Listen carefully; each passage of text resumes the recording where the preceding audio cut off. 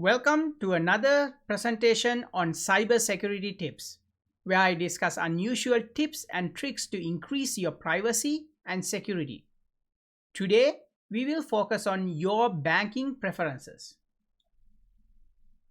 The usual advice you may have heard before include be cautious when sharing bank card numbers, be cautious when sharing credit card information such as your credit card number, the security code and the expiry date. Verify online e-commerce platforms prior to making a payment. So make sure that you are on the website that you intend to be and that is the correct website and it is secure before you start entering your credit card or banking detail. Use complex passwords for online banking. Use usernames over bank card for online banking. So some banks may allow you to create usernames and passwords to enter your online account instead of using the bank card number as the username. If it is available, use that option because it adds an extra layer of complexity for the bad guys to guess. Inform your bank when traveling outside the country or region. So most banks do something called monitoring your spending habits, and if you go outside a specific region, they will inform you by text message or sending you a message through email. Sometimes some banks it is automatically enabled. Sometimes you have to inform the bank that you need to enable that geographic location monitoring.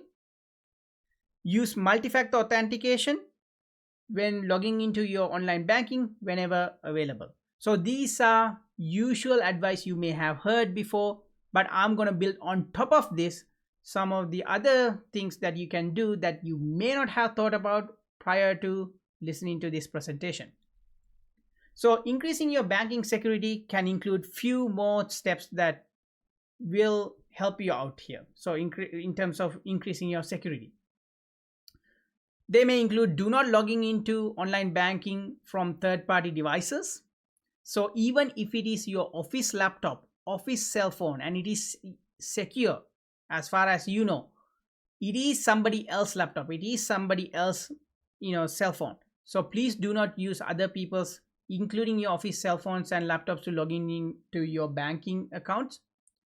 Do not log into online banking while connected to a public Wi-Fi or public LAN.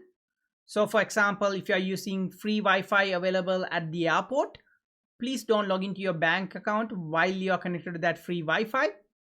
If it is a public library and if you are using a local area network that is considered as free and open, again, there are a lot of security risks associated with using publicly available public open networks. Don't log into your banking accounts while connected to those public systems.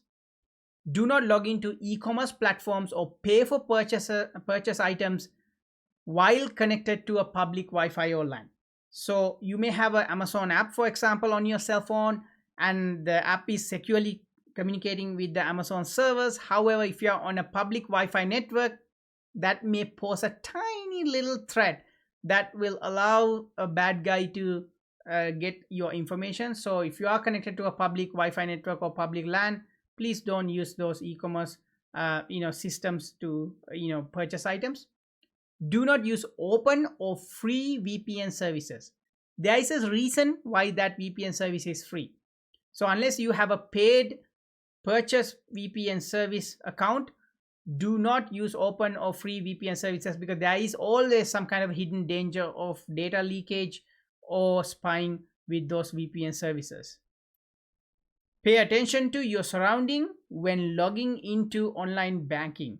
I see a lot of people on trains and buses logging into their online banking accounts and other personal accounts that other passengers can see.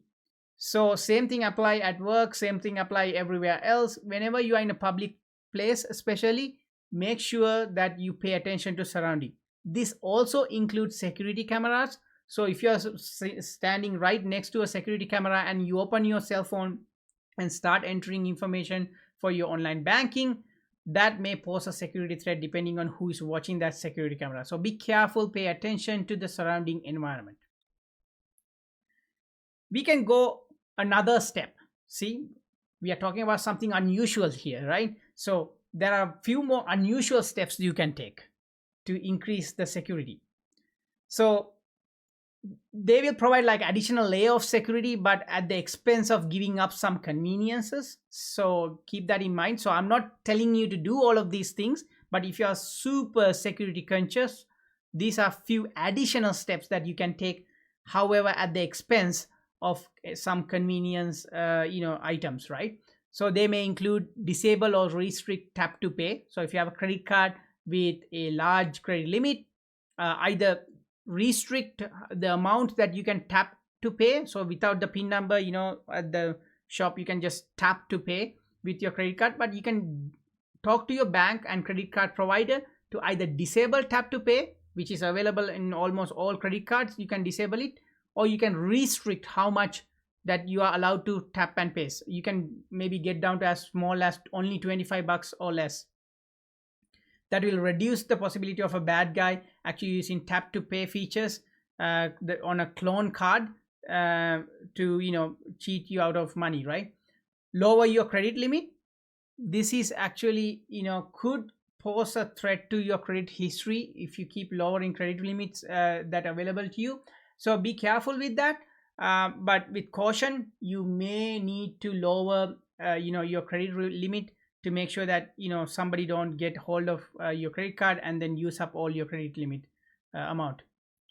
Only temporarily increase credit limit. So if you are using a credit card that could go up to $30,000, but you lower your credit limit to let's say $5,000, but you need to purchase an item that is let's say $6,000, you can call the credit card company and temporarily increase your credit limit for a day or a couple of hours, and you go and purchase that item, and that's it. Then that's your full credit limit. You hit the full credit limit and you're done. So you can do that. You can lower your credit limit and then you call whenever you want to go and purchase a large item. Again, these are some extreme steps that you can take. Restrict maximum single purchase amount on debit and credit cards. So you could have a credit limit of let's say $30,000, right? But you can advise your credit card company or the bank sometimes to limit the single purchase amount. So for example, I may not be able to purchase a $5,000 item right away, but you can make purchases up to $10,000, $20,000, $30,000 as long as it is not a single $5,000 purchase. So what basically that do is always what the bad guy is looking for is try to hit your credit card hard with a large amount typically. So if you restrict the maximum single purchase amount, so the bad guy may not be able to purchase like $5,000 worth of stuff in one go. They had to do it in small chunks. So that's what restricting the maximum amount debit, not only credit card but also debit amount as well, can do for you.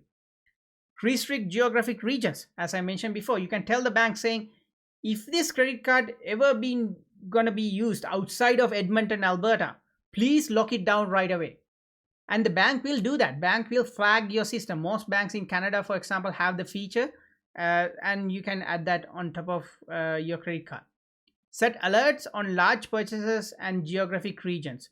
So whenever you purchase a large item, you can set it up so that the bank or the credit card company send you a text message or an email, for example, or even a call. So you can put that alerts on your account. Speak to your credit card company or bank for that. Lock your credit report. So this is an extreme one. At the extreme of extreme one, you can talk to credit report companies or directly to your bank about locking your credit report. What it basically doing is what we call a credit freeze or a security freeze, either credit freeze or a security freeze.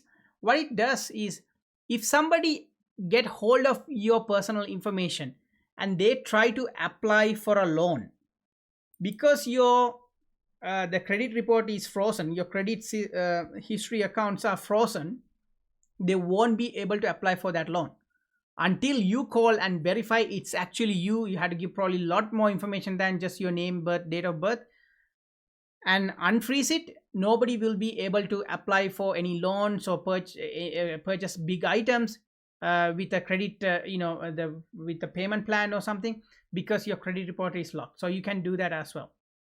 Lock your banking apps on mobile devices. So not only you can lock your mobile device, you can also lock the banking app itself. So in order to get into your banking app, not just log into your banking app, just to open your banking app, you can put a lock on it, especially on Android devices.